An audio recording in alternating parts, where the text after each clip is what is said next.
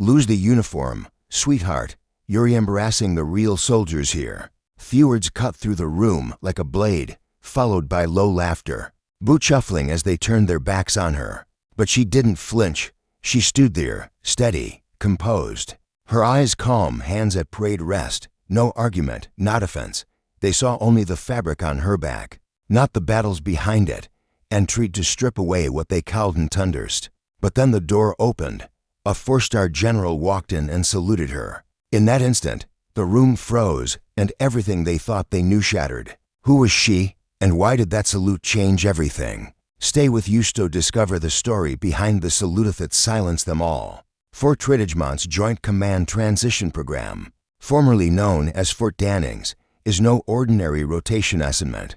Hidden behind the hum of administrative schedules and routine check-ins lies a program designed to shape leaders who will navigate the complexities of joint operations across Army, Navy, Air Force, and Marine Corps commands. It's a 2-week intensive that pushes seasoned officers beyond their comfort zones, preparing them for roles that require strategic vision, precision under pressure, and the ability to unify diverse forces under one mission. On paper, it sounds straightforward. Assess protocols, refine operational plans, and calibrate across service branches. But in reality, this program does more than its tactical skill. It exposes the biases and hidden dynamics embedded deep in military culture. For generations, programs like this have been dominated by officers who follow traditional career ladders. Male, older, often coming from combat arms or special operations backgrounds. These settings tend to reinforce unspoken codes about who belongs and who doesn't. Code is shaped by years of history, tradition, and often gendered expectations. When an officer like Captain Rachel Hartman walks in, young, female, and quiet, those codes are tested, and the room watches closely, sometimes with skepticism, sometimes with open hostility to see whether she'll measure up. Military culture is complex. On the surface, it values discipline, competence, and respect for rank. But beneath that, it can still be shaped by assumptions, especially in environments where the pressure is high and the stakes are real. A woman in uniform, particularly in a leadership track, often carries more than her rank on her shoulders. She bears the weight of having to prove that she belongs in room where some see her as a symbol of change they didn't ask for. And when that woman is also young, as Rachel was, the scrutiny doubles. Her every move, word, and silence gets interpreted through the lens of those assumptions. Is she tough enough? Has she seen it now? Will she crack under pressure? Having spoken with and served alongside many women and younger officers in these environments, I can tell you this: their path is rarely smooth. I've seen brilliant officers dismissed in the first 10 seconds, simply because they didn't look the part. I've seen them underestimated, talked over, and forced to outwork their peers just to stand one equal footing. But I've also seen those same officers rise above it, not with loud speeches or dramatic gestures, but with quiet, relentless competence. They learn quickly that their best weapon isn't argument, it's performance. When they deliver results that no one can ignore, the room changes, and often that change starts small. A question is said with genuine interest, a seat offered without hesitation, or in the case of Rachel's story, a salute from the highest rank in the room. This is the backdrop against which Rachel stepped into Fort Regiment's briefing room filled with unspoken doubts, a room that would soon learn just how wrong assumptions can be. At precisely, 700 hours, the heavy steel door of Fort Regiment's main briefing room creaked open and Captain Rachel Hartman stepped inside. The soft clatter of her polished boots on the concrete floor echoed briefly, filling the silence that hung between early morning chatter. She moved with the kind of deliberate calm that only comes from years of training, every step measured, every gesture precise. There was no dramatic entrance, no announcement of rank, no flair. Just a young officer reporting for duty. Rachel was 30 years old, but in that room officers and majors, lieutenant colonels and senior NCOs. She might as well have been fresh out of the academy. Her Army combat uniform was immaculate, sleeves pressed, rank insignia placed perfectly, boots shined to a mirror gloss that caught the morning light. her dark hair neatly pulled into a low bun, framed a face that bore no trace of arrogance or insecurity, just steady resolve. Her eyes scanned the room, not with challenge or fear, but with quiet awareness. She wasn't here to impress Inyoni. She was here to do a job, but the room had already judged her. Conversations that had hummed a long moment before dropped to muttered comments, just loud enough for her to hear. A staff sergeant leaned toward his booty, smirking. Look at that. Another pick. But she's never seen a reel up in her life. Someone else chuckled, their gaze sliding over Rachel like she wasn't even there. No one moved to offer her a seat. No one acknowledged her presence beyond the thinly violet derision in their voices. The unspoken message was clear. You don't belong here. Rachel didn't flinch. She moved to the side of the room, standing at paraterist. No words. No protest, no effort to explain herself. She had been here before, not in this room perhaps, but in rooms just like it, where people mistook her quiet for weakness and her youth for inexperience. I've seen it too, time and time again in real-life military settings. A young female officer walks into a command post, or briefing and the room shifts, not overtly, but in those glances, the dismissive tone, the assumption that she's support staff, or worse, a symbolic hire.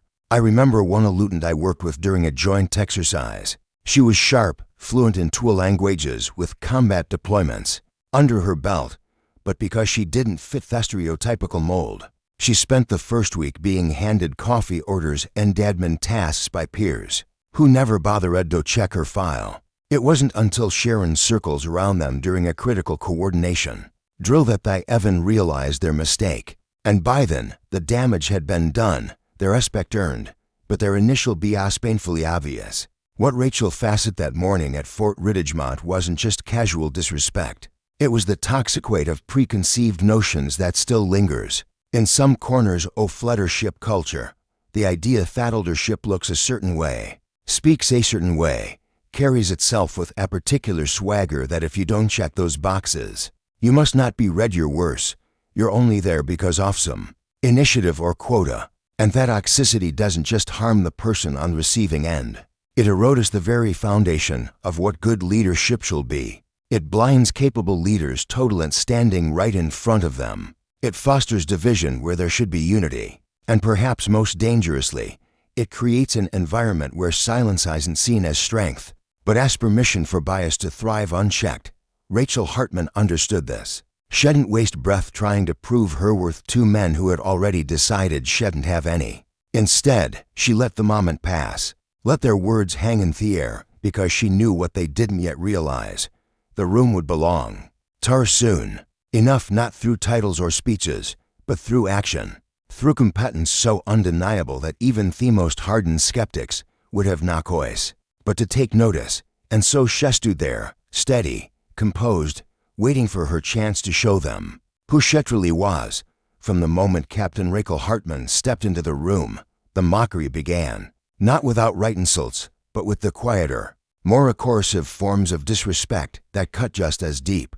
It was in the way I slid past her as if she didn't exist, in smirks exchanged between officers who considered themselves seasoned, battle-hardened, and above reproach. It was in the whispered comments calculated to be loud enough for her to hear, but subtle enough to deny if called out. Betches here for the diversity stats. Maybe she's planning the next charitiran or family picnic. Wonder if she's even qualified to load a rifle. They didn't say these things to her face. They didn't have to. Their tone, their posture, the dismissive glances, they all carried the same message. You don't belong here. Rachel stood in that storm of quiet contempt, and she didn't flinch. No sharp retort, no attempt to defend herself. She simply remained at parade rest, hands clasped behind her back, head high, eyes steady. She knew what was happening. This wasn't her first time in a room where the burden of roof rested unfairly on her shoulders. She didn't give them what they wanted, reaction that would justify their bias. The moments of isolation added weight to the mockery. The operations clerk entered to distribute briefing folders.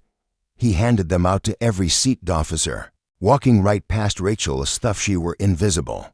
No nod, no acknowledgement of rank or presence, just a subtle eraser.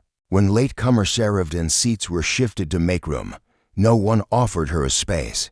They watched her stand, and they let her stand as if she hadn't earned the right to seat among them.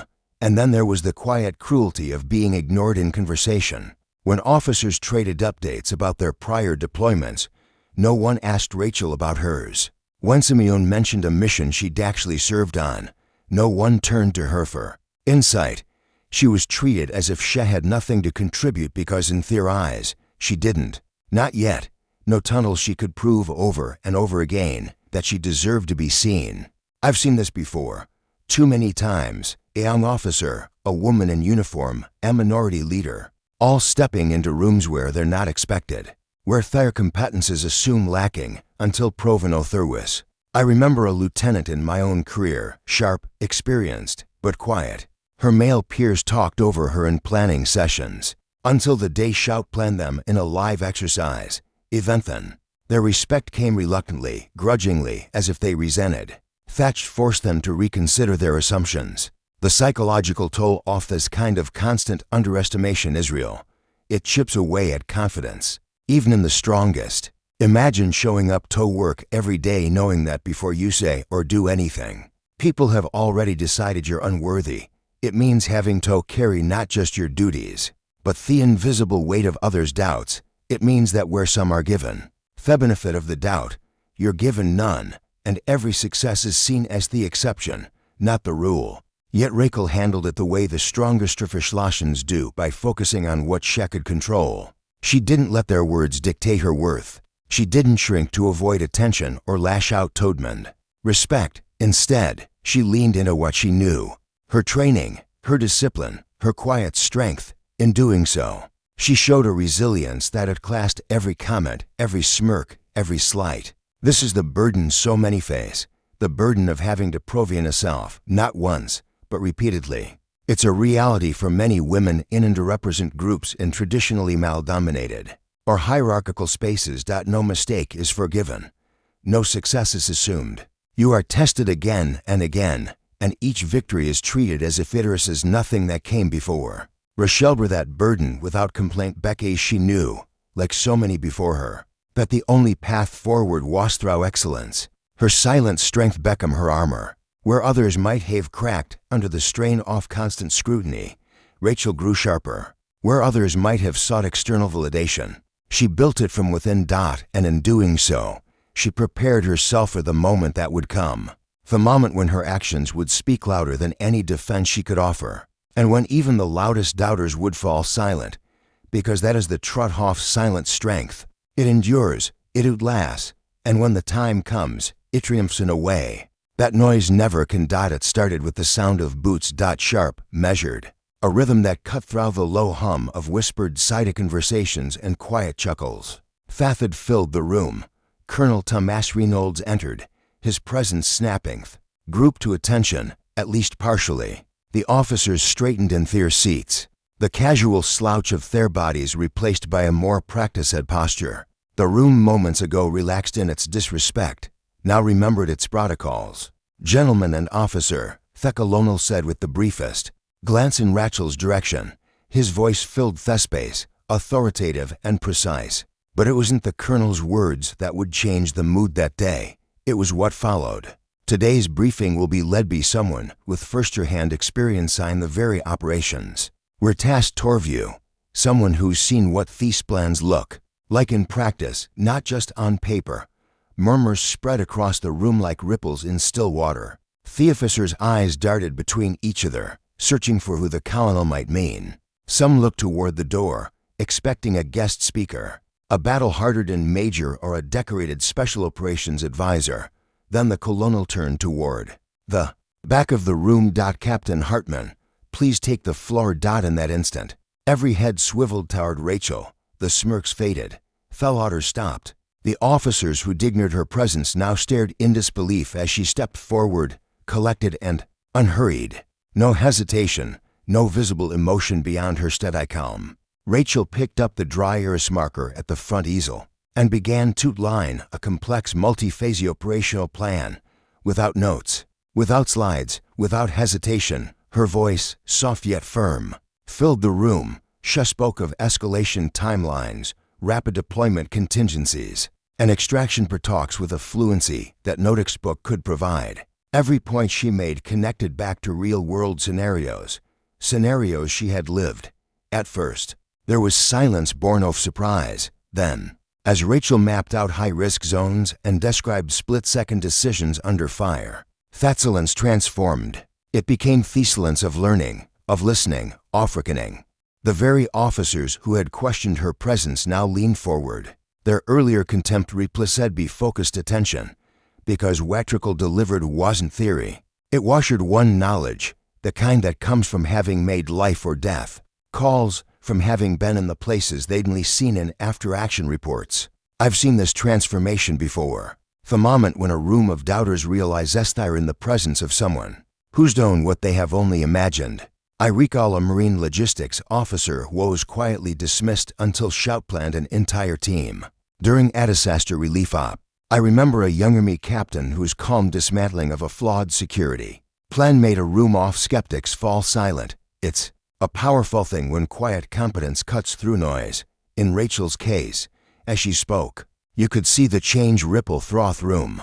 Officers who dismissed her were now scribbling notes. The staff sergeant, who'd cracked the cruelest jock, sat stiff, his eyes fixed on the whiteboard. No one interrupted, no one challenged, because Rachel's authority wasn't in her rank, it was in her mastery. And when she finished, there was no applause, no one dared. The room stayed quiet, humbled not by orders, but by the truth of what they'd witnessed. A leader who had earned every ounce of respect through action. That briefing shaped the entire dynamic. The mocking had stopped, not because Rachel had silenced them with speeches or demanded respect, but because she had simply shown them the kind of leader they all aspired to be. And it was only the beginning of how the room would change. The room had fallen into a rare, reverent silence. After Rachel Hartman's briefing, flawless, focused, and delivered without so much as a glance at notes, the men who had spent the morning mocking her now sat rigid, their expressions a mix of discomfort, surprise, and quiet respect. What they just witnessed had shaken their assumptions to the core. Rachel hadn't just led a briefing. She had exposed their bias, not with words, but with undeniable expertise. Then it happened. The door at the back of the room swung open. Not slowly, not dramatically, just firmly. With a kind of confidence that didn't need announcement or permission. In stepped a figure that immediate alike in the air in the room. General Richard Cross. For stars gleaming against the subdued camouflage of his well-worn combat uniform. There was no staff officer preceding him, no security detail flanking him, no fanfare at all, just a leader whose presence alone demanded attention. The room reacted through any seasoned group of military professions would. Chairs scraped back, boots planted firmly, and every man and woman shot to attention, spine straining as if their very careers depended on it. Papers that had been scribbled on just moments before fluttered to the floor unnoticed. The casual arrogance that had hung in the air earlier was gone, replaced by a sharp, almost electric tension. Rachel didn't move. She didn't need to. She had been standing at perfect military bearing since she entered that room. And no, in the presence of the highest-ranking officer most of those men had ever seen up close, she was as steady as ever. General Cross paused just inside of the doorway for a breath, eyes sweeping through him. But this wasn't the quick glance of a visitor passing through. This was the measured, calculating gaze of a leader who could read a room like Amup, who could see not just where people stood, but where their loyalties, doubts, and convictions lay. And he saw it all in that instant.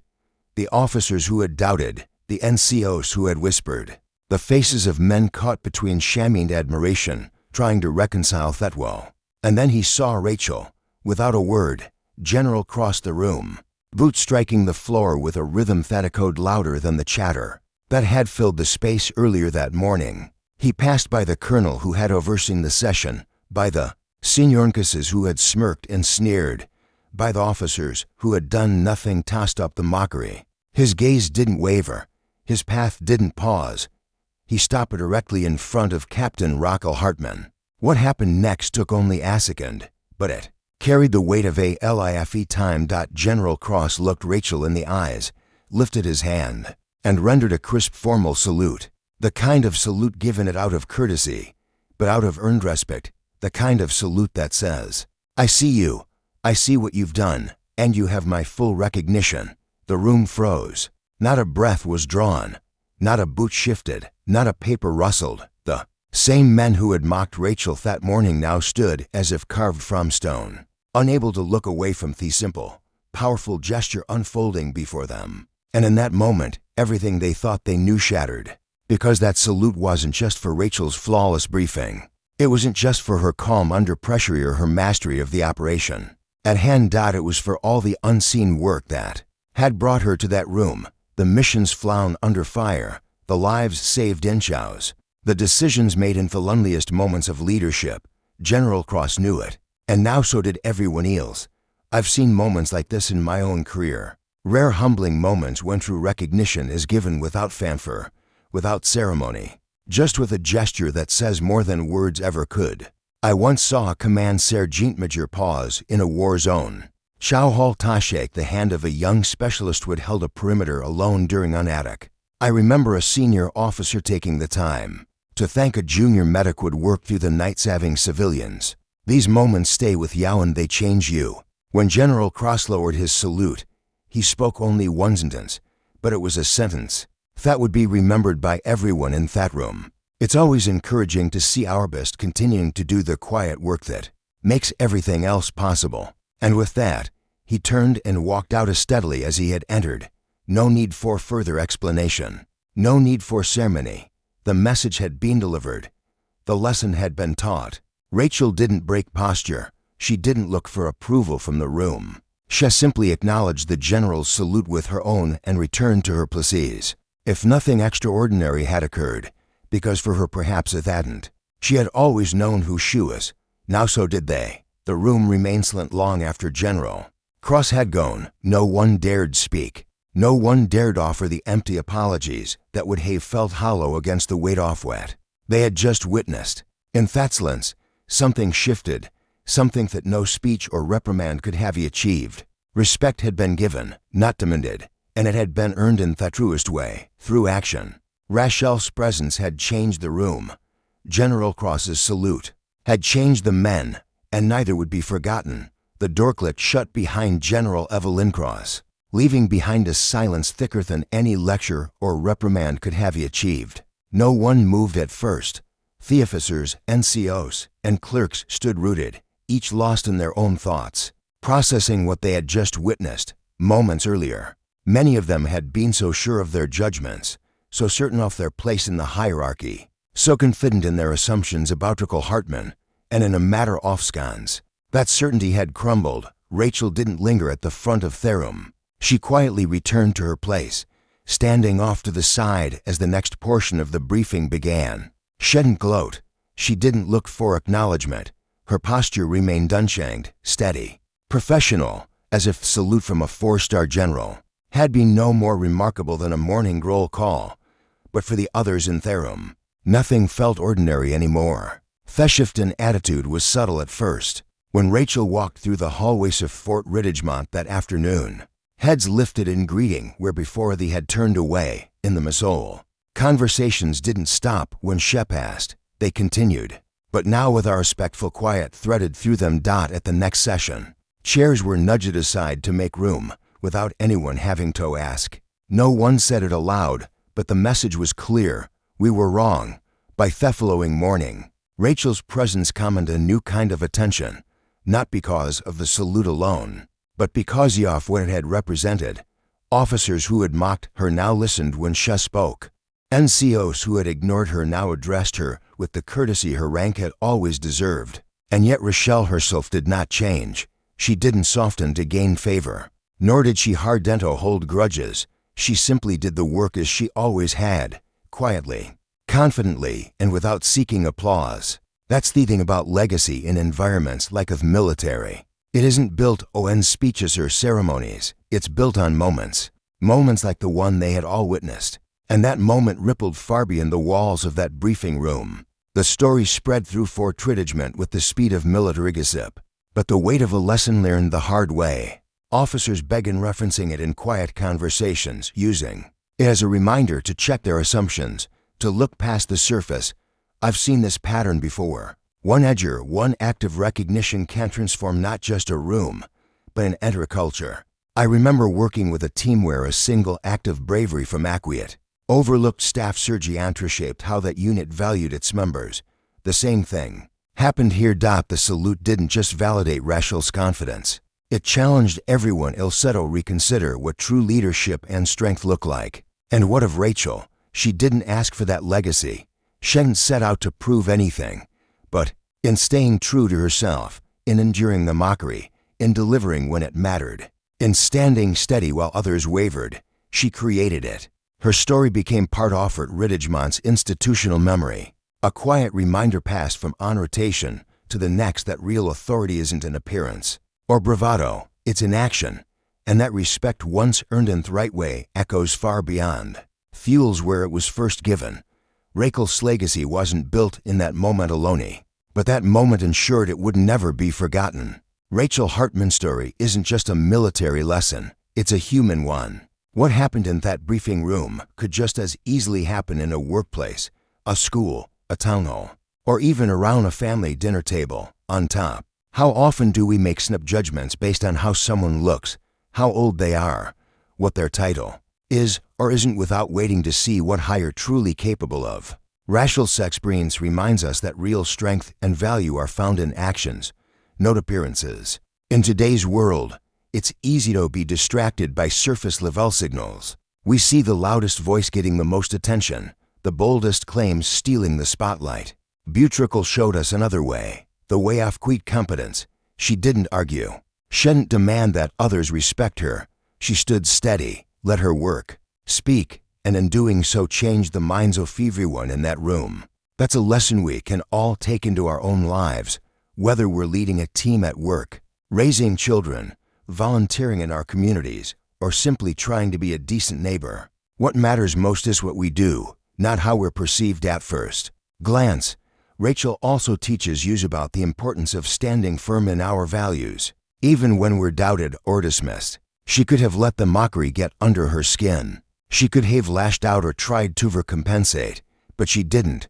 She held fast to her training, her experience, and her self-respect in a world that often pressures us to prove ourselves in loud, flashy ways. There's deep power in remaining true to who we are. That kind of integrity, that quiet strength, it doesn't just change a room, it changes hearts. And let's be honest, many of us have been in Rachel's shoes at some point. Maybe in a meeting where your ideas were brushed aside until someone else said them. Maybe in a family where you felt invisible until you stepped up when it mattered most. Or maybe you've watched someone else, a friend, a colleague, a partner, face those same struggles, fighting not with words, but with steady, tireless action. Rachel's story invites us to honor those moments of quiet heroism, to remember that sometimes the strongest people in the room are the ones who don't need to announce it. So, here's where I ask something of you. Take a moment to reflect. Have you ever stood silent but strong in a moment that mattered?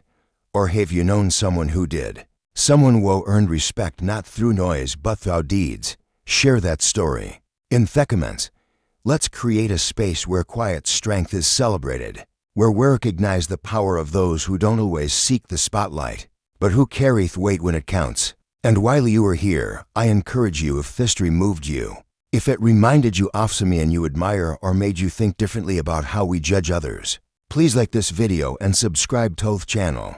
We share more touching stories just like this, where silent strength speaks louder than words, where ordinary people remind us what true courage looks like. Together, let us shine a light on those who lead, not with noise, but with quiet integrity. Thank you for watching and for being part of a community that sees beyond the surface. Thank you for listening.